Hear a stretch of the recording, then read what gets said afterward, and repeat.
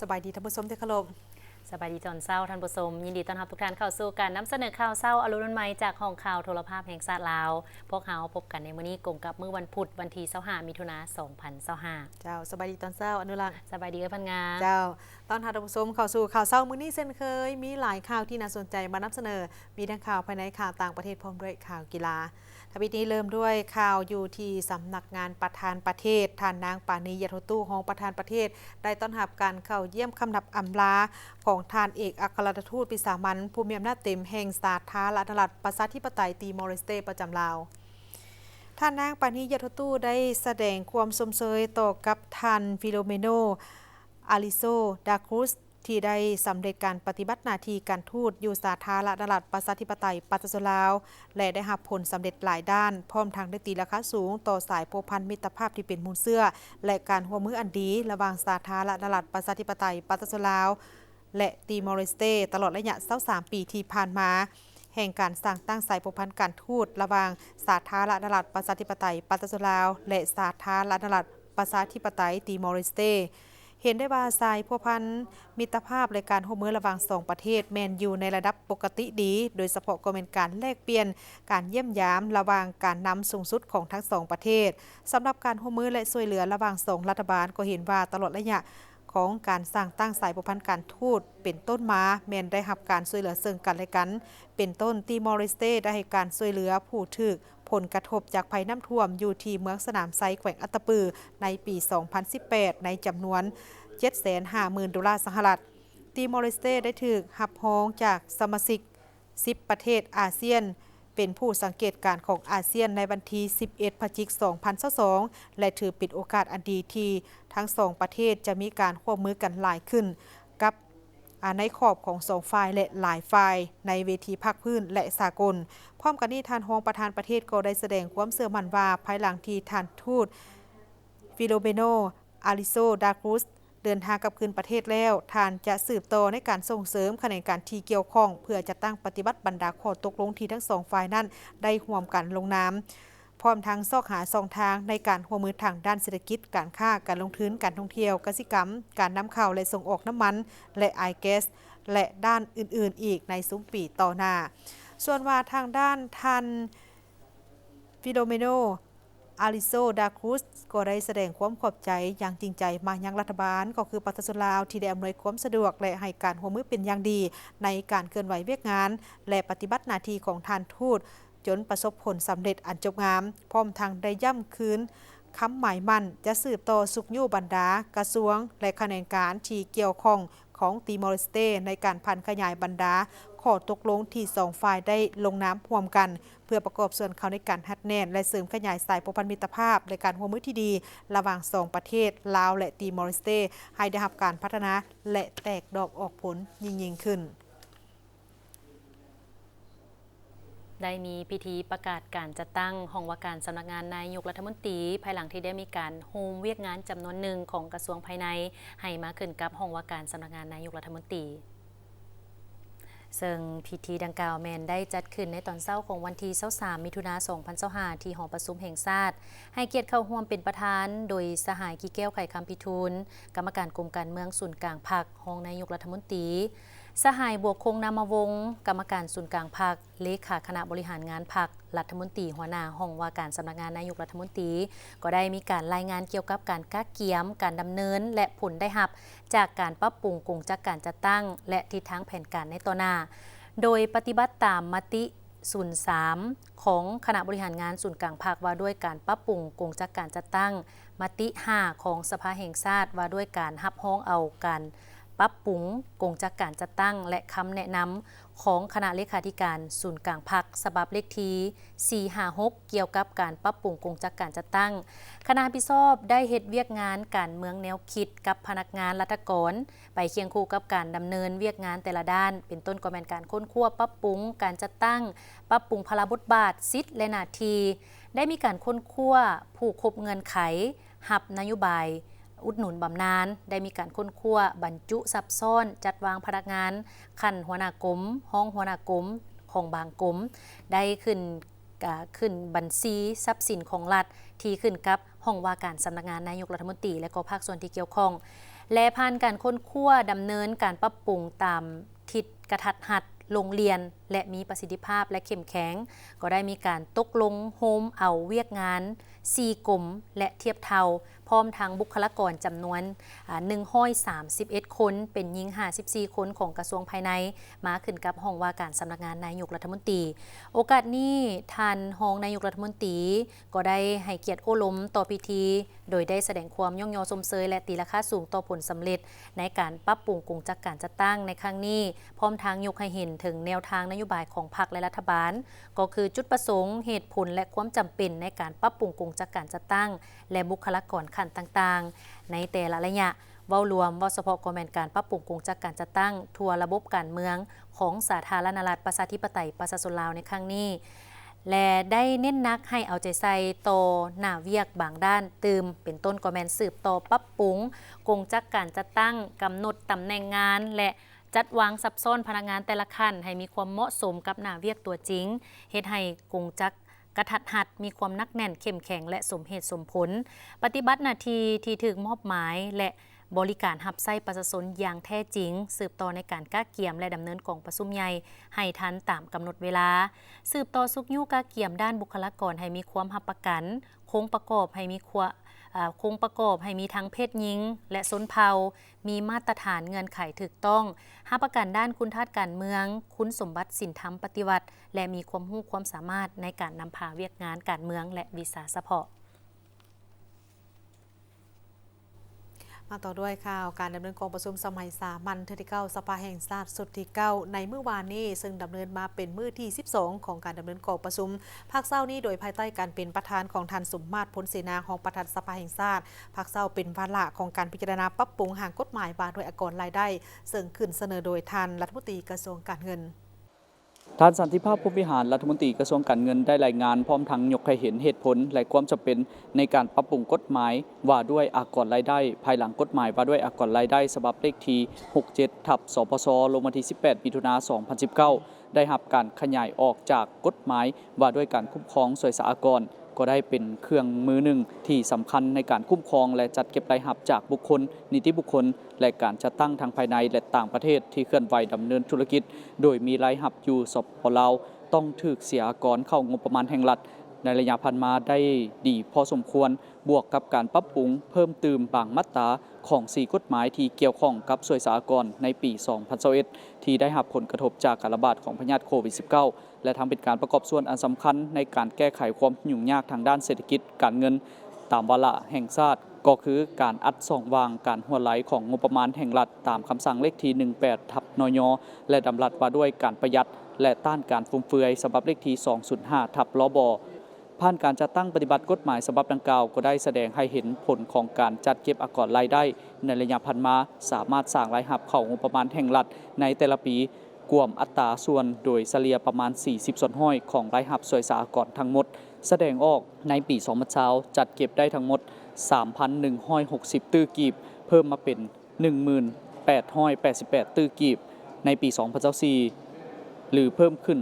344 ส่วนห้อยสำหรับปี2025การจัดตั้งปฏิบัติฮอดวันที่31 พฤษภาคมสามารถเก็บได้ 7,967 ตื้อกีบเท่ากับ 53.8 ส่วนห้อยของแผนการเทียบใส่ระยะเดียวกันของปีพันมาเพิ่มขึ้น50 ส่วนห้อยจากผลการเก็บรายรับในแต่ละปีแสดงให้เห็นว่าการพัฒนาเศรษฐกิจสังคมของสปป.ลาวมีบาดก้าวที่ขยายตัวดีขึ้นโดยเฉพาะการลงทุนการผลิตการซื้อขายการสมใช้ภายในมีลักษณะเพิ่มขึ้นซึ่งเป็นท่าแห้งในการเก็บอักษรรายได้เพิ่มขึ้นเป็นเงาตามตัวแต่ถึงอย่างใดก็ตามก็ยังปราศจากบ่ได้แหล่งรายรับใหม่ที่เกิดขึ้นตามการขยายตัวของเศรษฐกิจสังคมบวกกับวาระแห่งชาติที่ได้กำหนดเกี่ยวกับการแก้ไขปัญหาความยุ่งยากทางด้านเศรษฐกิจการเงินเพื่ออัดส่องวางและต้านการหัวไหลของรายรับงบประมาณแห่งรัฐการเก็บแหล่งรายรับปมซ่อนยังบ่ทันได้กำหนดหลักการหรือระบุไว้ในนิติกรรมโดยเฉพาะในยุคการหันเป็นทันสมัยก้าวไปสู่ระบบดิจิทัลการส่งเสริมการลงทุนและอื่นๆฉะนั้นจึงมีความจำเป็นต้องได้มีการปรับปรุงกฎหมายฉบับดังกล่าวเพื่อให้สอดคล้องกับสภาพความเป็นจริงของประเทศเฮาภายหลังกฎหมายฉบับนี้ได้ถือขับห้องและประกาศใช้แล้วจะเป็นบทอิงที่สำคัญให้แก่การจัดตั้งปฏิบัติงานอักษรรายได้ซึ่งคาดว่าจะมีผลได้รับดังนี้ 1. เฮ็ดให้การจัดตั้งปฏิบัติกฎหมายว่าด้วยอักษรรายได้ไป ไปในลุงเดียวกับนโยบายของภาครัฐบาลและกิจกรรมอื่นที่เกี่ยวของเป็นต้นมติ04ทับกมสพกฎหมายว่าโดยการปกครองท้องถิ่นและนโยบายของรัฐบาลที่มีต่อผู้แรงงานที่มีรายได้ขั้นต่ำ 2. สร้างมาตรฐานและความเชื่อมั่นให้กับบริษัทในการจัดตั้งปฏิบัติระเบียบการเกี่ยวกับราคาโอนและการเก็บอากรกำไรต่ำสุดจากบรรดาบริษัทข้ามชาติเพื่อให้สอดคล้องกับหลักการสากล 3. เป็นมาตรการหนึ่งให้หัวหน่วยธุรกิจสำหรับสร้างผ่านระบบธนาคารเป็นตัวในการสำหรับสร้างค่าสินค้าและบริการทางภายในและต่างประเทศในมูลค่าเกิน1 ล้านกีบต่อ1ใบเก็บเงินตามที่กำหนดไว้ในมาตรา18ข้อ22จึงสามารถลงเป็นรายจ่ายด้านศึกษาก่อนได้ทางกฎหมายว่าด้วยอากรรายได้ฉบับปรับปรุงประกอบมี9ภาค7หมวดและ74มาตราในนี้ปรับปรุง56มาตรายกเลิก2มาตราและหักษาเนื้อในเก่า18มาตราจากนั้นกองประชุมก็ได้มีคำเห็นให้ที่ซีนำคำเจาะจิ้มแก่บรรดาทานสมาชิกสภาแห่งชาติในการปอบความเห็นเข้าใส่หางกฎหมายฉบับดังกล่าวบรรดาการจัดเรียงคำศัพท์และอื่นๆที่อยู่แต่ละหมวดมาตราและภาคนั้นเห็นว่ามีความถูกต้องสอดคล้องแล้วหรือบ่จากนั้นบรรดาทานสมาชิกสภาแห่งชาติก็ได้ประกอบคำคิดกับเห็นเข้าใส่หางกฎหมายซึ่งส่วนหลายแล้วแม้นแสดงความสมเชยต่อทางอนุกรรมการหางกฎหมายฉบับปรับปรุงขึ้นมาเห็นว่ามีความหัดกุมสอดคล้องกับสภาพการในปัจจุบันของประเทศเฮาแต่ก็เห็นว่ายังมีบางมาตราบางหมวดเห็นว่ายังมีคำศัพท์ซ้ำกันควรตัดออกและจัดเรียงคืนใหม่เพื่อเฮ็ดให้หางกฎหมายฉบับนี้มีความสมบูรณ์ถูกต้องตามสภาพของประเทศและสากลและถูกนำไปจัดตั้งปฏิบัติได้โดยพื้นฐานก็เห็นดีเอกภาพสูงต่อกับการค้นคว้าปรับปรุงของภาคส่วนที่เกี่ยวข้องเพื่อเฮ็ดให้เอื้อนว่าการจัดเก็บงบประมาณรายได้เข้างบประมาณให้มีความเสถียรภาพหรือความมั่นคงเนาะอยู่ในนี้ข้าพเจ้าจะมีคำเพ็ญเริ่มจากมาตราที่13นี่แหละเนาะโดยเริ่มต้นที่จากแม่นการใช้คำศัพท์เป็นคำเสื่อมที่บอกถึงว่ายุทธสถานที่ใดเรื่องนี้นะโดยเฉพาะยุทธสปปลาวนี่ในกฎหมายฉบับนี้ส่วนหลายคนก็ใช้ว่าอยู่สปปลาวเนาะแต่ว่าในบางบอนในบางมาตราเดียวกันบ่เลือกอยู่ในมาตราอื่นหนึ่งใช้คำว่าในสปปลาวฉะนั้นอยากให้ใช้คำศัพท์เดียวกันซะเนาะมันจังสิเป็นเอกภาพกันจุดที่1มาตรา4นโยบายของรัฐเกี่ยวกับเวียกงานอากรรายได้อยู่ในนี้ข้าพเจ้าก็ได้พิจารณามาแล้วเลยเห็นว่าเพื่อสะดวกในการเขียนเนาะเพื่อเข้าใจในการเขียนนี้อยู่ในวรรคที่2รัฐสร้างเงื่อนไขและอำนวยความสะดวกให้แก่การคุ้มครองเวียกงานอากรรายได้ด้วยนโยบายกลไกมาตรการและประกอบบุคลากรอยู่ในนี้ข้าพเจ้าเสนอเอาคำว่าบุคลากรนี่ออกก่อนอยู่ในแถวนี้นะเอาออกก่อนแล้วยกไปเขียนไว้ต่างหากในวรรคสุดท้ายเพื่อเป็นเน้นเวียกบุคลากรนี้ให้มันจะแจ้งขึ้นอีกและในเวลาของการประกอบคำเห็นใส่หางกฎหมายอากรรายได้ฉบับปรับปรุงสมาชิกสภาแห่งชาติก็ได้สุ่มใส่ในการปรับปรุงเนื้อในคำศัพท์บางมาตราเพื่อเฮ็ดให้เนื้อในของหางกฎหมายแม่นมีความหัดกุมท่านไส้บัณฑิตราชพลสมาชิกสภาแห่งชาติเขตเลือกตั้งที่15แขวงจำปาสักได้ประกอบคำเห็นใส่บางมาตราโดยเฉพาะข้อ4ของมาตรา13ที่การเขียนมีความยาวเกินควรจะต้องได้มีการปรับปรุงเติมเพื่อให้เนื้อในกระทัดรัดเข้าใจง่ายถ้าเป็นไปได้อยากให้เพิ่นพยายามเขียนแบบหัดกุมและให้เข้าใจเป็นภาษาลาวปกติเติมหน่อยนึงเนาะเพราะตัวนี้อยากมีศัพท์วิชาการหลายแล้วก็เฮ็ดให้การอ่านนี่บ่อยากจะแจ้งปานใดเนาะในมาตรา16นี่เห็นว่าในข้อนี้ยังบ่ทันสอดคล้องเท่าที่ควรเนาะเนื่องจากว่าเวลาอ่านไปแล้วเข้าใจว่าบริษัทข้ามชาตินั้นจะได้เสียอากรเพียงแต่ 15% เนาะฉะนั้นเพื่อข้าพเจ้าจึงจะให้ปรับปรุงเติมหน่อยนึงเนาะโดยเฉพาะมันเกี่ยวข้องกับมาตรา15คือท่านสสได้บอกไปก่อนนี้แล้วเนาะเพราะในมาตรา15นี้ได้เขียนเพียงแต่ว่าอากรกำไรแม่นกำหนดเอา20ส่วนห้อย พอสำหรับวิสาหกิจเนาะข้าพเจ้าก็อยากเพิ่มเติมอีกว่าในมาตรา15นี่อยากอธิบายเติมว่าแม่น 20% ของทุกๆวิสาหกิจเนาะลงทุนต่างประเทศ 100% ลงทุนภายในให้มันเท่าเทียมกันเนาะเพื่อมันความชัดแจ้งชัดเจนเนาะเพราะว่าตัวที่มาอากรคิดมาตรา16ที่เว้าเรื่องอากรเพิ่มหรือลดนี้มันจึงสิเข้าใจชัดแจ้งเนาะฉะนั้นแล้วในมาตรา16ข้อ2จำ4นี้ควรจะเขียนเติมว่าสำหรับบริษัทในกลุ่มที่เป็นสมาชิกของบริษัทข้ามชาติซึ่งมีพันธะต้องเสียอากรในสปป.ลาวที่มีเงื่อนไขตามการกำหนดของระเบียบสากล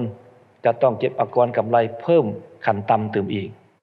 อัตราอากรกำไรเพิ่มขั้นต่ำภายในประเทศ 15% ซึ่งแม้นอัตราอากรที่เก็บเพิ่มจากอัตราอากรที่แท้จริงต่ำกว่า 15% ที่บริษัทได้คิดไหลมอบไปแล้วเนาะสำหรับขั้นตอนและวิธีการจัดตั้งปฏิบัติของบริษัทข้ามชาตินี้ได้กำหนดไว้ในระเบียบต่างหากเนาะข้าพเจ้าคิดว่าจะเป็นการดีและก็จะชัดเจนเติมเกี่ยวกับมาตราดังกล่าวนี้เนาะท่านลีเปอร์ลีบอเป้าสมาชิกสภาแห่งชาติเขตเลือกตั้งที่7แขวงสัญบุรีมีคำเห็นใน3จุดที่พัวพันกับมาตรา14เป็นต้นเกี่ยวกับพื้นฐานการคิดรายอากรอันที่ยุ่งยากแม่นธุรกิจที่บ่ถือบัญชีและบ่ให้การร่วมมือควรจะมีมาตรการและแยกเป็นมาตรา1ต่างหากได้บ่ซึ่งอยู่ในมาตรานี้มี2ปัญหาที่ตั้งขึ้นอันที่1พื้นฐานคิดรายอากรนี้ตัวที่1ก็สิแจ้งแล้วอิงใส่หลักการบัญชีรายรับรายจ่ายกำไรอากรกำไรทั่วตัวนี้คือสิบ่ยากปานใดเนาะตัวที่1นะอันที่ยุ่งยากแม่นตัวที่2สำหรับธุรกิจที่ว่าบ่ถือบัญชีบ่ให้กันร่วมมือบ่ครบถ้วนบ่ก็ว่าบ่ฮู้รายรับนี่แหละนั้นรายรับนี่จึงต้องกำหนดรายรับแบบบังคับว่าคัดคะเนว่าได้เท่าใดเนาะและทรัพย์ที่กำไรแบบบังคับนี่ต้องใช้อัตราอากรกำไรแบบบังคับแบบบังคับคือเอารายรับแบบบังคับว่าคาดว่าได้เท่านั้นแหละคุณให้อัตรากำไรแบบบังคับออกมาก็จะแม่นเนาะอันนี้สำหรับตัวนี้นี่เขาจะว่ายกให้แยกเป็นมาตรา1เฉพาะจะเขาจะแจ้งในเวลาโซหานะโซหาเนื้อในมันจะง่ายเนาะอันที่1อันที่2นะหลักการตัวนี้ก็โอเคอยู่หรอกแต่ในภาคตัวจริงการปฏิบัติตัวจริงมันยากอันนี้กระทรวงการเงินก็เคยเสนอมาหาคณะประจำสภาแห่งชาติพวกเราตัวอย่างคาสิโนจึงเสนออากรเด็ดขาดหมายว่าย้อนบ่ฮู้เลยหลายรับเขาบ่ให้การร่วมมือที่จริงเป็นโครงการขนาดใหญ่นี่โครงการใหญ่เดียวนี้นะที่บ่สามารถกวดกาหลักการบัญชีได้คือคาสิโนและคริปโตเคอเรนซีเงินมหาศาลโครงการขนาดใหญ่แต่ว่าพวกเราบ่มีข้อมูลการบัญชีเลยโน่นดังนั้นกระทรวงการเงินจึงเสนอให้คณะประจำพิจารณาครับของล่าสุดนี่เนี่ยเมื่อเดือน5นี่เดือน5 2025เลขที่001นี่รัฐบัญญัติว่าด้วยคาสิโนอากรเด็ดขาดซึ่งมี4ระดับที่1เป็น3ล้าน4ล้าน5ล้าน8ล้านสูงสุดนะต่อปีและตัวนี้ถือว่าสะดวกให้เกิดการเก็บเจ้าใดบ่ได้ค่อยเก็บนำเจ้าโลดแบบนี้นะข้าพเจ้าว่ารัฐบัญญัติตัวนี้นี่ยังมีความจำเป็นสำหรับเงื่อนไขประเทศพวกเราที่บ่สามารถคุ้มครองฐานรายรับจากหลักการบัญชีเนาะดังนั้นข้าพเจ้าจะเสนอเลยอาจจะมีข้อนึงบ่มาตรา1ที่คุณควรจะบทเรียนตัวจริงเนี่ยคืออากรเด็ดขาดจำเป็นตัวได้เฮ็ดเพราะบ่มีความสามารถไปคุ้มครองการบัญชีได้เนี่ยการบ่มีการร่วมมือบ่ให้การร่วมมือและพวกเขาก็คุ้มครองยาวซะอากรเด็ดขาดครับเจ้าว่ายังมีความจำเป็นเนาะซึ่งตัวอากรเด็ดขาดนี้ครับเจ้าเสนอเลยเนาะว่าอาจจะมีพิจารณามีข้อนึงบ่ที่ผัวพันคือพวกว่าอากรบังคับแล้วเนาะอากรตามบัญชีอากรบังคับและอากรเด็ดขาดที่บ่ทันได้กำหนดอากรเด็ดขาดนี่นะครับเจ้าว่าจะเสนอเลยจากบทเรียนของรัฐบัญญัตินี้ท่านคำประสิทธิ์เทพวงศาสมาชิกสภาแห่งชาติเขตเลือกตั้งที่16แขวงเซกองได้เว้าถึงธุรกิจที่เป็นแฟรนไชส์และธุรกิจที่มีบุคคลที่3เนื่องจากธุรกิจแบบนี้สร้างความสับสนให้เจ้าหน้าที่ของรัฐในการเก็บรายรับเข้างบประมาณและอยากให้เบิ่งคืนเกี่ยวกับการจัดเก็บรายรับจากธุรกิจขนาดน้อยและการคิดรายอากรกำไรในมาตราที่13ที่มีบางข้อควรปรับปรุงด้วยตัวอากรเองเนาะค่าไฟฟ้าที่สูงขึ้นนะแล้วก็แรงงานที่มีปัญหาเนี่ย3อย่างนี่นะเป็นอุปสรรคหนักสุดสำหรับผู้ประกอบการ SME อยู่ในลาวนี่ถือว่าเขาสู่จนสุดขีดที่จะ ให้สิ่งที่เขาลงทุนให้มันยังคงอยู่ หลายคนก็ปิดตัวลงย้อนหยังย้อนบ่ไหวแท้ๆเนาะเกี่ยวการรายอากรกำไรนี่เนาะขอแลกเปลี่ยนคือแนวนี้เนาะห้านค่าที่ถือบัญชีนี่นะเอาไปเอามาถือเอาเปรียบซ้ำเนาะมันแตกต่างหยังเนาะก็ฮู้อยู่มันต้องปฏิบัติตามมาตราตัวนี้13แต่ว่าห้านค่าที่เสียมอบเหมาได้จ่ายมอบเหมาหั่นเฮาสิเฮ็ดจังไดกับเขาเนาะตัวนี้ก็ต้องเบิ่งขึ้นเนาะอยู่ในนี่เนาะข้าพเจ้าเบิ่งขึ้นอยู่มาตราที่13ข้อ4นี้เนาะเทียบใส่มาตราที่16ข้อ 2.4 นี้มันเบิ่งคือขัดกันคือบางท่านสสเว้าเนาะ15ส่วน100เนาะสำหรับบริษัทข้ามชาติแต่ว่าข้อ4เว้าว่ามันใช้มาตรการเดียวกันกับธุรกิจที่อยู่สปป.ลาวซึ่งรายเรียงคือกันกับผู้ดำเนินอื่นๆเนาะสรุปแล้วบ่จำเป็นต้องใส่บ่ 2.4 ว่าต้องเป็นข้ามชาติก็ใส่ไปเลยโดยรวมเลยว่าเป็น 15% คือกันหรือว่าแนวใดหรือว่าเขาเจ้าเข้าใจผิดแนวใดเพราะ2อันนี้มันค่อนข้างขัดกันเนาะในสำหรับข้อนั้นการปรับปรุงเนื้อในของกฎหมายว่าด้วยอากรกำไรเป็นการอัดส่องวางและต้านการหัวไหลของรายหับงบประมาณแห่งรัฐการเก็บแหล่งรายหับบ่มซ่อนที่ยังบ่ทันได้กำหนดหลักการหรือระบุไว้ในนิติกรรมโดยเฉพาะในยุคการหันเป็นทันสมัยก้าวไปสู่ระบบดิจิตอลทั้งเป็นการส่งเสริมการลงทุนและอื่นๆให้สอดคล้องกับสภาพความเป็นจริงของประเทศเฮาพร้อมเดียวกันนี้ในเวลาของการดำเนินกองประชุมสมัยสามัญที่9สภาแห่งชาติสุดที่9ในมื้อที่12ของการดำเนินกองประชุมภาคบ่ายนี้โดยภายใต้การเป็นประธานของทานสุวรรณเหลืองบุญมีของประธานสภาแห่งชาติภาคบ่ายนั้นเป็นการสืบต่อในการประกอบคำคิดคำเห็นเข้าใส่การปรับปรุงห่างกฎหมายว่าด้วยป้ายซึ่งขึ้นเสนอโดยท่านรัฐมนตรีกระทรวงวัฒนธรรมและท่องเที่ยวท่านนางสวนสวรรค์บิญญเกตรัฐมนตรีกระทรวงวัฒนธรรมและการท่องเที่ยวได้ยกให้เห็นเหตุผลและความจำเป็นในการปรับปรุงกฎหมายว่าด้วยป้ายฉบับเลขที่ 50/สพสลงวันที่21สิงหาคม 2018ได้เป็นเครื่องมือที่สำคัญในการคุ้มครองติดตามกวดกาเวียกงานป้ายให้เป็นระเบียบเรียบร้อยมีความถูกต้องมีลักษณะชาติก้าวหน้ามหาชนและมีความเป็นเอกภาพในการจัดตั้งปฏิบัติในขอบเขตทั่วประเทศให้สังคมมีความรับรู้เข้าใจการคุ้มครองป้ายด้วยกฎหมายนับหมื่นนับหลายขึ้นโดยเฉพาะผู้ดำเนินธุรกิจเกี่ยวกับป้ายผู้นำใช้ป้ายและองค์การคุ้มครองเวียกงานป้ายแขนงแถลงข่าววัฒนธรรมและท่องเที่ยวมีนิติกรรมเป็นบ่อนอิงในการเคลื่อนไหวเวียกงานป้ายอย่างเป็นระบบสามารถแก้ไขปัญหาป้ายโฆษณาที่บ่ถูกต้องดีขึ้นเทอละก้าวรักษาได้ความมั่นคงของชาติมาถึงปัจจุบันการพัฒนาเศรษฐกิจสังคมได้มีการขยายตัวอย่างไววาการโฆษณาด้วยป้ายได้มีการขยายตัวนับหมื่นนับหลายขึ้นด้วยหลายรูปแบบสีสันมีบรรดาบริษัทออกแบบติดตั้งป้ายเกิดขึ้นหลวงหลายสามารถสร้างเวียกเหตุงานทำและสร้างรายรับให้แก่ครอบครัวสังคมประกอบส่วนเข้าในการพัฒนาเศรษฐกิจสังคมของสปป.ลาวในระยะผ่านมาการปฏิบัติกฎหมายว่าด้วยป้ายยังมีปัญหาคงค้างที่มีการละเมิดต่อกฎหมายว่าด้วยป้ายเป็นต้นการเขียนตัวหนังสือต่างประเทศอยู่ด้านเทิงตัวหนังสือลาวเขียนตัวหนังสือต่างประเทศอยู่ลุ่มแต่ใหญ่กว่าภาษาลาวความหุ่งแจ้งของภาษาลาวภาษาต่างประเทศในป้ายอิเล็กทรอนิกส์ยามกลางคืนบ่เท่ากันตัวหนังสือลาวในป้ายบ่ถูกหลักไวยากรณ์บ่อนุญาตเนื้อในป้ายโฆษณาและบ่ขอดำเนินธุรกิจการบริการออกแบบติดตั้งฝ่ายโฆษณา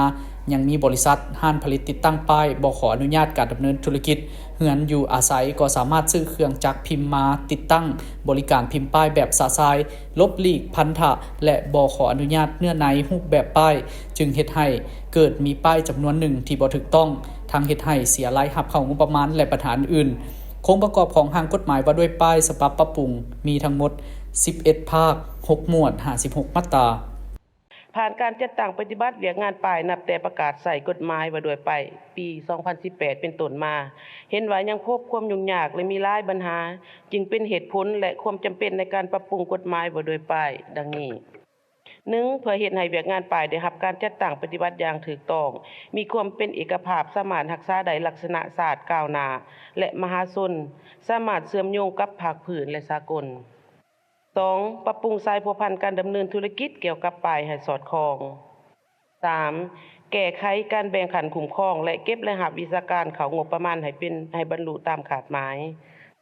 4. แก้ไขการผลิตและการหามนำเข้าป้ายจากต่างประเทศที่เขียนตัวหนังสือบ่ถูกต้องบ่ถูกตามหลักไวยากรณ์ลาวสีสันของป้ายบ่สอดคล้องกับเอกลักษณ์วัฒนธรรมของสปป.ลาว 5. กำหนดรูปแบบป้ายให้ครบถ้วนเฮ็ดให้การคุ้มครองง่ายขึ้น และก็ 6. กำหนดการขออนุญาตนำใส่ป้ายการดำเนินธุรกิจป้ายการกำหนดระยะ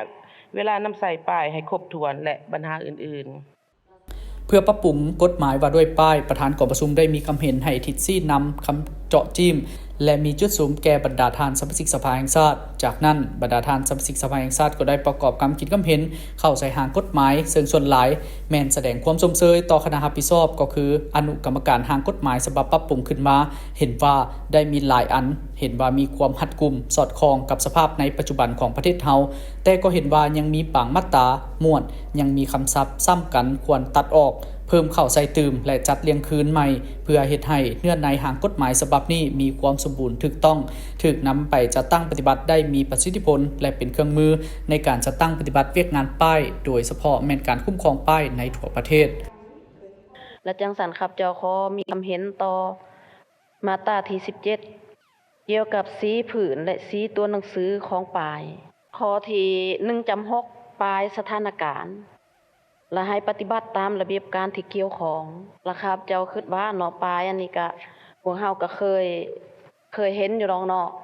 และกำหนดใส่ว่าเป็นผืนสีดำตัวหนังสือสีขาวบ่ตัวนี้หั่นน่ะเนาะหรือว่าเนาะให้ปฏิบัติตามระเบียบการที่เกี่ยวของเพราะว่ามีบางอันนั้นเพิ่นก็บ่ปฏิบัติตามตัวนี้หั่นนะแต่ว่าอันพื้นฐานเฮากำหนดใส่จะได้บ่อันนี้วันนี้อันที่2น่ะแม่นอยู่ในข้อที่2จำ2เนาะปลายกองประชุมให้เป็นผืนสีฟ้าตัวหนังสือสีขาวและสำหรับปลายที่นำใส่ในกองประชุมเกี่ยวกับเวียกงานของพรรคป้องกันศาสตร์ป้องกันความสงบให้เป็นผืนสีแดงตัวหนังสือสีขาวแต่ว่าในทางปฏิบัติเนาะถ้าว่ากฎหมายฉบับนี้ออกไปแล้วเนาะแล้วทางเบื้องสภาแห่งชาตินี่สิได้เบิ่งบ่และจังสันเพื่อว่าพวกเฮาเคยปฏิบัติผ่านมาแล้วสิว่ากันแนวใดตัวอย่างคือนี่แหละเนาะพวกเฮาก็เห็นอยู่เจ้าก็ขอแสดงความสมเชยต่อคณะรับผิดชอบปรับปรุงหางกฎหมายที่ได้มีความพยายามปรับปรุงเห็นว่ามีเนื้อในละเอียดและครบถ้วนพอสมควรและข้าพเจ้าก็ขอแสดงความเคารพต่อคำคิดคำเห็นของท่านสมาชิกสภาแห่งชาติที่ได้มีคำเห็นไปก่อนแล้วนั้นแต่ถึงอย่างไรก็ตามยิ่งใช้การเจาะจิ้มของประธานและเพื่อเป็นการประกอบส่วนข้าพเจ้าขอมีบางคำเห็นอยู่ในนี้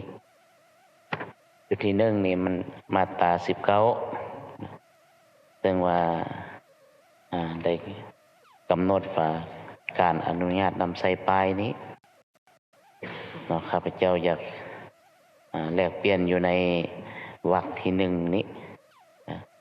ต่อกับผู้จุดประสงค์นำใส่ป้ายนี้ต่อกับการยื่นคำร้องแบบฟอร์มขออนุญาตและต่อเนื้อในต่อแขนงการวัฒนธรรมในท่องเที่ยวนี้และข้าพเจ้าอยากเปลี่ยนตื้มใส่ว่าในท้ายวรรคที่1นี้ว่าตามที่ได้กำหนดไว้ในมาตรา40ของกฎหมายฉบับนี้ทั้งนี้ก็เพื่อสร้างความสะดวกให้แก่ผู้ที่มีจุดประสงค์นำใส่ป้ายนี้เมื่อหางกฎหมายว่าด้วยป้ายฉบับปรับปรุงได้ผ่านการรับรองจากสภาแห่งชาติและประกาศใช้แล้วคาดว่าจะเฮ็ดให้เนื้อในกฎหมายมีความอุดมสมบูรณ์ละเอียดจะแจ้งขึ้นเข้าใจง่ายในทางปฏิบัติและตอบสนองทันกับสภาพการขยายตัวของเศรษฐกิจสังคมในปัจจุบันและอนาคตเฮ็ดให้การคุ้มครองติดตามกฎกาและการแบ่งความรับผิดชอบเกี่ยวกับเวียกงานป้ายระหว่างศูนย์กลางท้องถิ่นและแขนงการที่เกี่ยวข้องเป็นระบบมีความเป็นเอกภาพในขอบเขตทั่วประเทศเป็นเครื่องมือและเป็นบอดอิงในการเคลื่อนไหวเวียกงานการป้ายในทั่วประเทศให้มีประสิทธิภาพประสิทธิผลสูงนำใช้เข้าในการจัดตั้งและการเคลื่อนไหวการคุ้มครองติดตามกฎกาเวียกงานป้ายเพื่อปกป้องส่งเสริมและพัฒนาเวียกงานป้ายให้ดีขึ้นกว่าเก่าสร้างรายรับเข้างบประมาณรัฐเพิ่มขึ้นและการนำใช้เข้าในเวียกงานคุ้มครองป้ายอย่างมีประสิทธิภาพประสิทธิผลโปร่งใสและตรวจสอบได้ท่านผู้ชมไปที่เวียกงานการวางแสดง ห้านวางแสดงมหกรรมการท่องเที่ยวอนุภาคพื้นแม่น้ำโขงครั้งที่25หรือขออภัยแม่น้ำโขงปี2025เนาะหรือว่าประจำปี2025หรือเพิ่นเอิ้นว่าแม่ของ Tourism Forum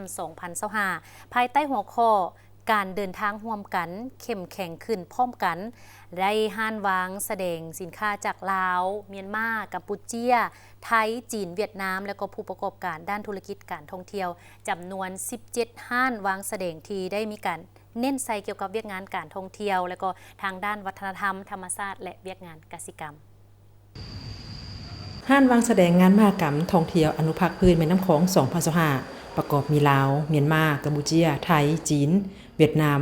และผู้ประกอบการท่องเที่ยวภายในประเทศ17ห้านโดยเน้นใส่การท่องเที่ยวทางด้านวัฒนธรรมธรรมชาติกสิกรรมท่านผู้ท้อนดาราลมหองหัวหน้ากลุ่มโฆษณาการท่องเที่ยวได้ให้สัมภาษณ์ต่อทีมข่าวโทรภาพแห่งชาติลาวว่าห้านวางแสดงงานมหกรรมท่องเที่ยวอนุภาคพื้นแม่น้ำโขงเป็นอีกกิจกรรมหนึ่งที่นอนในงานครั้งนี้ทางนี้เพื่อเป็นการโฆษณาแลกเปลี่ยนบทเรียนด้านเวียกงานการท่องเที่ยวเพื่อขยายตลาดการท่องเที่ยวในอนุภาคพื้นแม่น้ำโขงให้สากลได้รับทราบถึงตลาดการท่องเที่ยวสำหรับจุดเด่นของสาธารณรัฐประชาธิปไตยประชาชนลาวได้มีหัวข้อฤดูการท่องเที่ยวสีเขียวที่มีสีสันเฉพาะตัวเพื่อนำเสนอจุดเด่นของลาวเฮาในครั้งนี้ก็คืออันที่หนึ่งมันเฮาเรื่องการส่งเสริมการท่องเที่ยวทางด้านอนุรักษ์หรือว่าอีโคทัวริซึมอันที่สองนี่เฮาเรื่องอยากโปรโ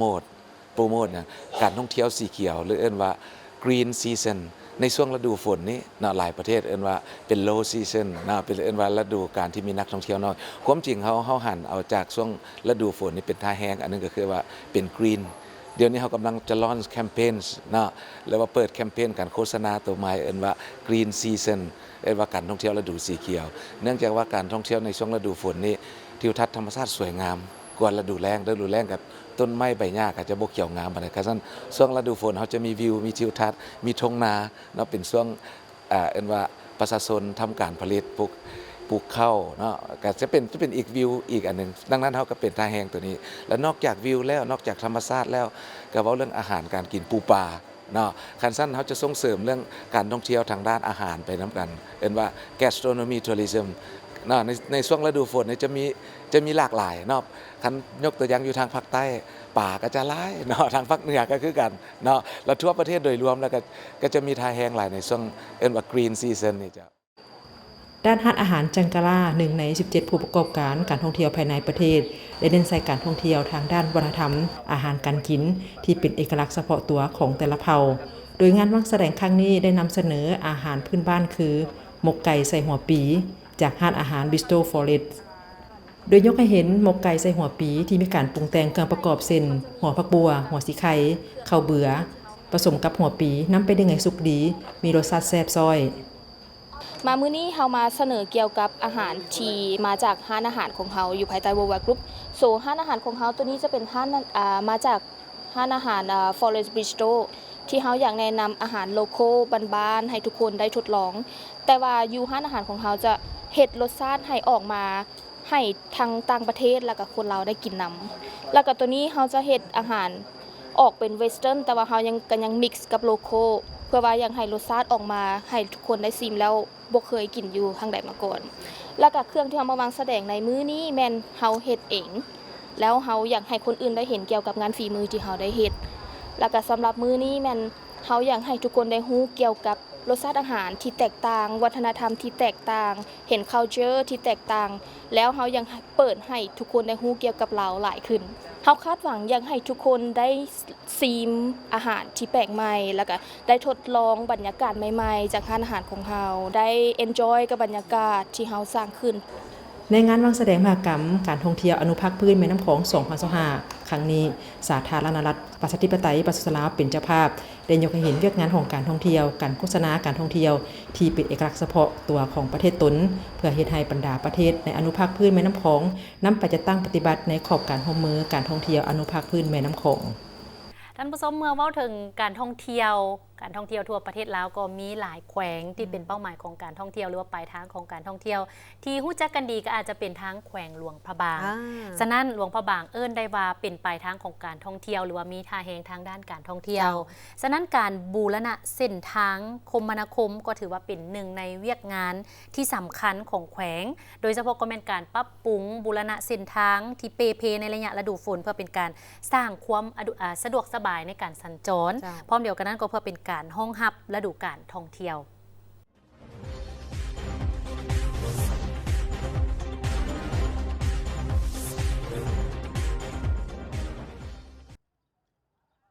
ทานปลงว่างวังเจียซ่าหัวหน้าแผนกโยธาธิการและขนส่งแขวงหลวงพระบางได้ให้สัมภาษณ์ต่อทีมข่าวโทรภาพแห่งชาติลาวเกี่ยวกับระบบเส้นทางคมนาคมของแขวงหลวงพระบางปัจจุบันมีทั้งหมด5เส้นมีความยาวหลายกว่า600กิโลเมตรคือเส้นทางเลขที่13เหนือเขตหลวงพระบางเส้นทางเลข7แต่ภูคูนหาซ้ายแดนแขวงซิ่งขวางเส้นทางเลข4แต่3แยกปากแวดหาปากคอนเส้นทางเลขที่22แต่3แยกบงดงหาซ้ายแดนแขวงเวียงจันทน์เส้นทางเลขที่14แต่ปากมองหาบ้านห้วยแซว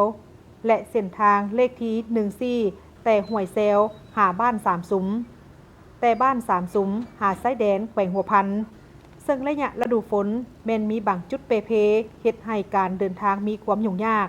ดังนั้นแผนกโยธาธิการและขนส่งแขวงหลวงพระบางก็ได้ซ่อมแปลงจุดที่เปเพนักหน่วง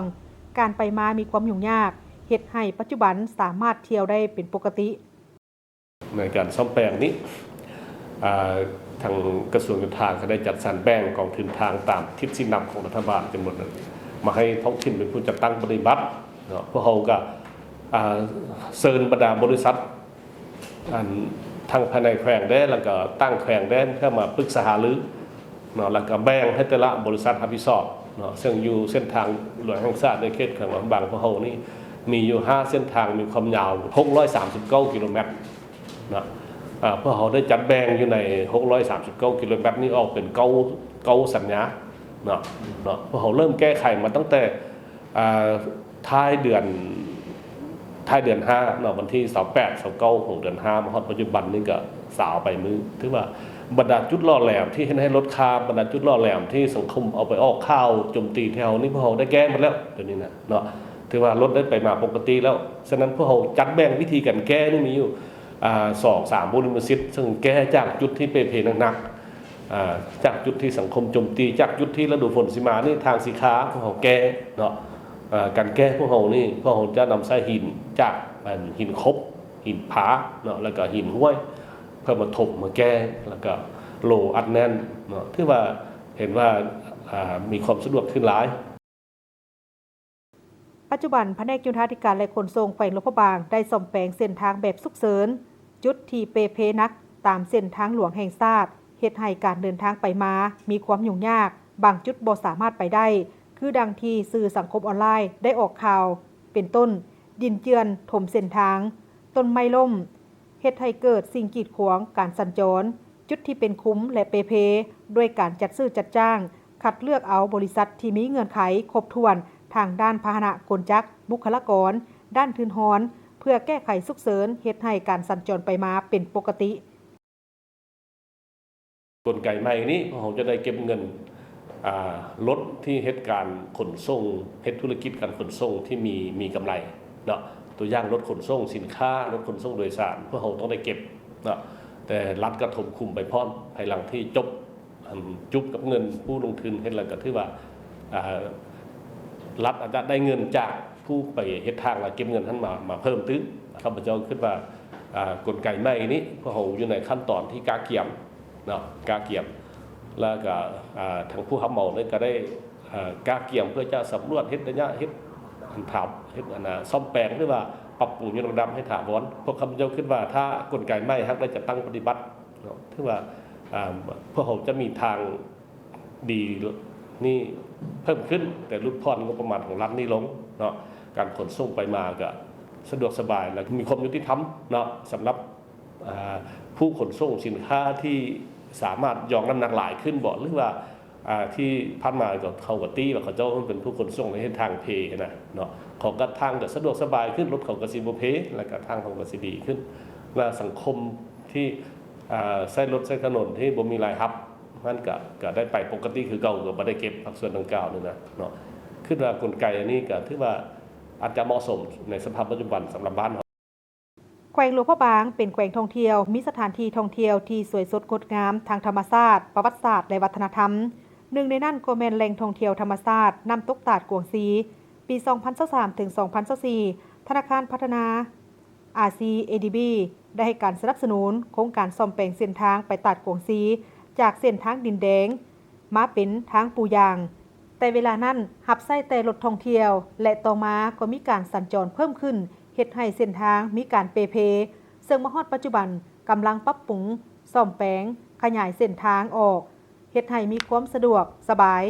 ซึ่งเส้นทางดังกล่าวนี้มีความยาวประมาณ26กิโลเมตรและสำเร็จการปูยางไปแล้ว10กว่ากิโลเมตรงบประมาณในการซ่อมแปลงและนำไส้เงินเกินแผนของแขวงคาดว่าจะให้สำเร็จในต้นหน้านี้เพื่อให้การสัญจรเส้นทางไปหาตาดกวงซีของประชาชนรวมไปถึงการเดินทางของนักท่องเที่ยวเข้าไปหาเขตดังกล่าวนี้มีความสะดวกสบาย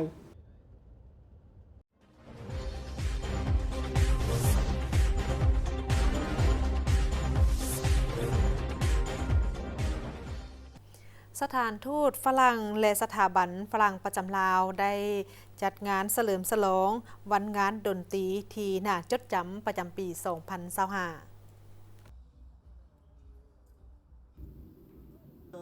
งานวันดนตรีประจำปี 2025 ได้ถูกจัดขึ้นในวันที่20มิถุนายน 2025 ที่สถาบันฝรั่งประจำลาวโดยการเข้าร่วมของท่านนางซิวแรงซิวออกเอกอัครราชทูตฝรั่งประจำลาวและมวลชน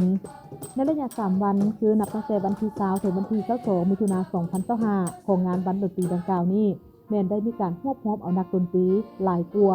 190คนของ40วงขึ้นมาผลัดเปลี่ยนกันแสดงดนตรีด้วยบรรยากาศที่คึกคืนม่วนซื่นให้แก่มวลชนได้รับชมซึ่งมีความหลากหลายของดนตรีสุดพิเศษในมื้อวันที่20มิถุนายนได้มีการขับร้องเปิดโตวงดนตรีประสานเสียงของน้องนักเรียนจากโรงเรียนนานาชาติฝรั่งตามด้วยคณะศาลาสุจิบุรีคำล่าคำพาวงศ์เอเรียลอยากยิ้ม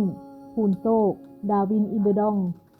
และคณะประสานเสียงนานาชาติเวียงจันทร์ส่วนวันที่21และวันที่22มิถุนายนก็ได้มีรายการแสดงดนตรีที่หลากหลายเต็มไปด้วยผู้ที่มีพรสวรรค์จากหลายวงของสากลอันได้เฮ็ดให้มีความหลากหลายทางด้านรูปแบบดนตรีที่น่าจับใจลงโตกันแบบสง่างามของวงดนตรีประสานเสียงไปสู่เสียงดนตรีแบบอะคูสติกฟังป๊อปล็อกและเมทัลนอกจากนี้ยังมีการแสดงดนตรีพื้นเมืองที่เป็นเอกลักษณ์อันเฮ็ดให้มวลชนผู้เข้าร่วมได้รับฟังเสียงดนตรีที่เป็นอมตะอีกครั้งงานบุญดนตรีในครั้งนี้ยังเป็นการเฉลิมฉลองการออกอัลบั้มชุดทำอิฐของวงดนตรีลาวฝรั่งที่มีชื่อว่ากลุ่มดาวซึ่งปัจจุบันสามารถค้นหาฟังได้ในทุกช่องทางในระยะ3วันของวันดนตรีที่ได้จัดขึ้นอยู่ที่สถาบันฝรั่งแม่นได้รับความสนใจจากมวลชนหลายพอสมควรโดยมีผู้เข้าร่วมทั้งหมดแม่นเกือบ 1,000 คนงานดังกล่าวนี้แม่นได้จัดขึ้นได้รับการสนับสนุนจากทางสหภาพยุโรปบริษัทและผู้ร่วมงานด้านสื่อมวลชนกระทรวงศึกษาธิการและกีฬาได้มีการเปิดกองประชุมเขียนบทเรื่องวิดีโอเพื่อสร้างขบวนการส่งข้อความที่เป็นการส่งเสริมคุณค่าของการศึกษาโดยได้รับการสนับสนุนจากทางรัฐบาลออสเตรเลียผ่านแผนงานคุณภาพและขยายโอกาสสำหรับการเข้าถึงการศึกษาขั้นพื้นฐานในสาธารณรัฐประชาธิปไตยประชาชนลาวหรือเอิ้นว่าแผนงานบีคัวกองประชุมภายใต้การเป็นประธานของทานอุทิศทิพมณีห้องผู้อำนวยการสถาบันค้นคว้าวิทยาศาสตร์การศึกษาและทานนางวาเนซ่าเฮกกาที เลขาเอกสถานทูตออสเตรเลียประจำลาวมีผู้ต่างหน้าจากสถาบันค้นคว้าวิทยาศาสตร์การศึกษาศูนย์โฆษณาข่าวสารการศึกษาและกีฬาแขนงสื่ออิเล็กทรอนิกส์และการศึกษาทางไกลซึ่งเป็นทีมงานมีประสบการณ์ในการสร้างผลิตวิดีโอของกระทรวงศึกษาธิการและกีฬาต่างหน้าจากกรมสร้างครูและกรมสามัญศึกษาท่านอุทิศทิพมณีได้กล่าวว่าการศึกษาบ่เพียงแต่เป็นผลสำเร็จของบุคคลแต่ยังเป็นการลงทุนของประเทศการเรียนช่วยเปิดประตูสร้างความสามารถกุ้มตนเองและช่วยให้วัยหนุ่มเติบโตเป็นผู้ใหญ่ที่ดีโดยการสนับสนุนจากรัฐบาลออสเตรเลียการสร้างวิดีโอแมนได้ส่งข้อความสำคัญโดยกงถึงผู้ปกครองและนักเรียนซึ่งจะช่วยปรับความคิดของครอบครัวในการคิดเกี่ยวกับอนาคตของลูกคือแบบใดท่านอุทิศทิพมณีได้กล่าวเติมว่าการศึกษาได้เสริมสร้างทักษะที่จำเป็นและเพิ่มโอกาสที่จะช่วยเป็นแรงบันดาลใจให้แก่นักเรียนสืบต่อการเรียนและสุกโยให้ผู้ปกครองสนับสนุนการศึกษาของลูกหลานของเขาเจ้าปูทางไปสู่อนาคตที่เข้มแข็งท่านนางวาเนซ่าเฮกกาทีได้กล่าวว่ากองประชุมครั้งนี้เป็นส่วนหนึ่งของความพยายามร่วมกันเพื่อแก้ไขปัญหาอันรีบด่วนที่สุดในแขนงการศึกษาปัจจุบันก็คือการปะละการเรียนของนักเรียนเด็กน้อยในลาวหลายคนได้ออกโรงเรียนไว้เกินไปและเมื่อเขาเจ้าออกโรงเรียนมันได้จำกัดอนาคตของเขาเจ้าทางด้านโอกาสของตนเองและการพัฒนาประเทศชาติ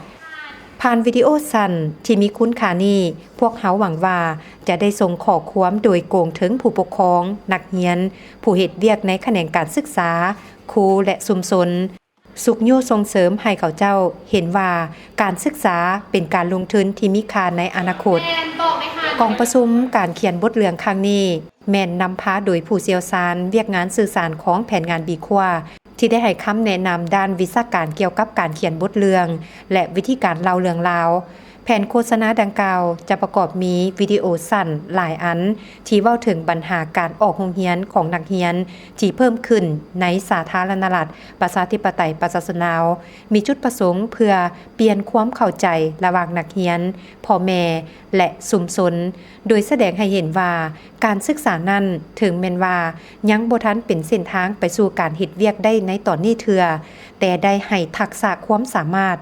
และโอกาสที่วัยหนุ่มต้องการเพื่อสร้างอนาคตของตนเองการประชุมเขียนบทเรื่องเป็นเวลา4วันแต่วันที่23หาวันที่26มิถุนายน2025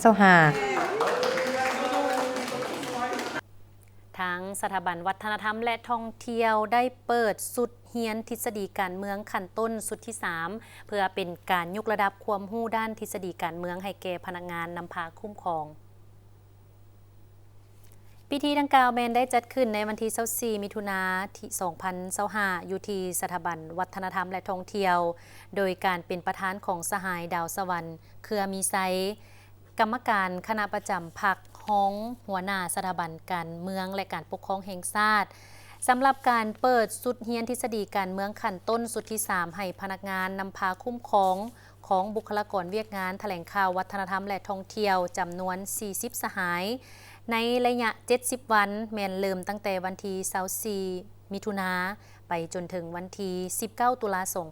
2025สัมมนากรแม่นจะได้ศึกษาค้นคว้าวิชาปรัชญามาร์กเลนินวิชาเศรษฐศาสตร์การเมืองมาร์กเลนินวิชาลัทธิสังคมนิยมวิทยาการเมืองวิทยาและสังคมศาสตร์แนวคิดไก่สอนพรหมวิหารการเมืองเศรษฐกิจสังคมและวัฒนธรรม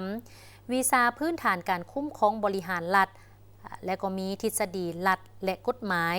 เทคนิคบริหารวิชาประวัติศาสตร์พรรคและก่อสร้างพรรควิชาบังคับและหัวข้ออื่นๆพร้อมทั้งมีการเขียนบทรายงานจบขั้น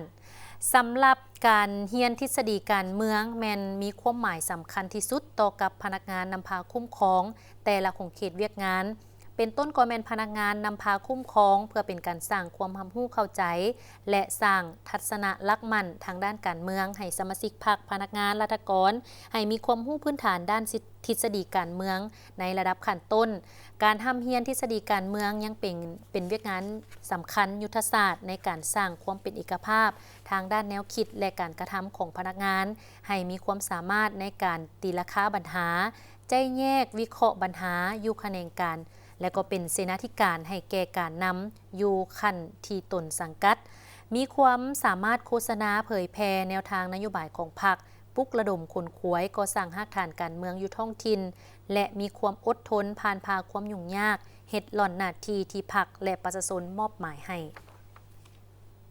มาต่อด้วยข่าวกองประชุมฝึกอบรมเกี่ยวกับการสร้างความอาจสามารถให้แก่ภาคส่วนที่รับผิดชอบการจัดตั้งปฏิบัติเรียกงานสุขอนามัยและสุขอนามัยพืชพร้อมทั้งสนธิสัญญารับรู้ซึ่งกันและกันของอาเซียนเกี่ยวกับระบบการกวดกาและการออกใบยั่งยืนด้านสุขอนามัยสำหรับผลิตภัณฑ์อาหารให้แก่เจ้าหน้าที่และผู้ประกอบการด้านอาหาร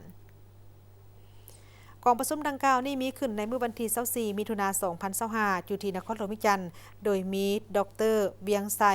วันศรีลาลมรองหัวหน้ากรมอาหารและยากระทรวงสาธารณสุขและมีท่านเคมิลอนอารานเลขาโทสถานทูตออสเตรเลียประจำสาธารณรัฐประชาธิปไตยประชาชนลาวรับผิดชอบเกี่ยวกับเรื่องงานเศรษฐกิจการค้าและโครงสร้างพื้นฐานพร้อมทั้งบรรดาคณะกรมและคณะแผนกจากบรรดากรมที่เกี่ยวข้องนั้นเข้าร่วมดร.เวียงไซวันศรีลาลมได้กล่าวว่าการส่งเสริมและคุ้มครองความปลอดภัยของผลิตภัณฑ์อาหารให้ได้มาตรฐานที่ตลาดยอมรับแม่นเวียกงานหนึ่งที่สำคัญอันดับต้นๆของเวียกงานส่งเสริมการค้าบ่ว่าจะเป็นการค้าอยู่ภายในก็คือต่างประเทศนับตั้งแต่มื้อที่องค์การการค้าระดับภาคพื้นเพื่อการพัฒนาและสำหรับสาธารณรัฐประชาธิปไตยประชาชนลาวถือได้ว่าเวียกงานนี้จำเป็นต้องได้รับการปรับปรุงอย่างรีบด่วนบ่ว่าจะแม่นในด้านการทดสอบคุณภาพรวมไปถึงการออกใบยั่งยืนการกวดกาและคุ้มครองก็คือการปฏิบัติพันธสัญญาที่สาธารณรัฐประชาธิปไตยประชาชนลาวเป็นภาคีอยู่โดยเฉพาะก็แม่นองค์การการค้าโลกและส่งสัญญาและโครงการสนับสนุนการจัดตั้งปฏิบัติสัญญาการร่วมมือเศรษฐกิจแบบรอบด้านระดับภาคพื้นที่องค์การการค้าระดับภาคพื้นเพื่อการพัฒนาช่วยสนับสนุนพวกเขาได้นำเสนอข้อมูลที่พวกเขาได้รับจากทางกรมอาหารและยาจากทางองค์การจัดตั้งที่เกี่ยวข้องต่างๆให้ทางโดเนอร์ทราบและสุดท้ายพวกเขาก็ได้มีการได้รับเอาการช่วยเหลือใจโครงการดังกล่าวนี้และก็บ่ว่าจะเป็นโครงการขนาดน้อยและมีระยะของการจัดตั้งปฏิบัติสั้นแต่ว่าพวกเขาก็ได้ตั้งใจให้มากผลของโครงการนี้วางรากฐานที่แข็งแกร่งให้แก่เวียกงานของการจัดตั้งปฏิบัติเวียกงานสุขอนามัยและสุขอนามัยพืชในประเทศเฮาโครงการดังกล่าวนี้แม่นจุดประสงค์ก็เป็นเพื่อเป็นการสนับสนุนบรรดาประเทศสมาชิกอาเซียนให้ได้รับประโยชน์สูงสุดจากการจัดตั้งปฏิบัติส่งสัญญาและโครงการสนับสนุนการจัดตั้งปฏิบัติสัญญาร่วมมือเศรษฐกิจแบบรอบด้านระดับภาคพื้นเพื่อการจัดตั้งปฏิบัติบรรดากิจกรรมของการร่วมมือทางด้านเศรษฐกิจสวมใส่เศรษฐกิจอาเซียนที่ด้อยพัฒนาเช่นกัมพูชาลาวและเวียดนามโดยอิงใส่ความต้องการและความพร้อมที่แตกต่างกันบรรดาสัญญาการค้าระดับภาคพื้นเพื่อยกชีวิตการเป็นอยู่ของคนทั้งหมดในสังคมโดยเฉพาะกอเมนแม่หญิงและก็ส่งเสริมการค้าแบบมีส่วนร่วมเพื่อรับประกันให้ทุกคนในสังคมได้รับผลประโยชน์และนี่ก็รวมไปถึงธุรกิจขนาดน้อยขนาดกลางธุรกิจย่อยรวมไปถึงธุรกิจที่มีแม่หญิงเป็นเจ้าของคนพิการและกลุ่มคนที่ด้อยโอกาสอื่นท่านผู้ชมที่เคารพจากนี้ไปด้านจะพักก่อนหลังจากนั้นกลับมาติดตามชมการรายงานข่าวต่างประเทศพร้อมในข่าวกีฬา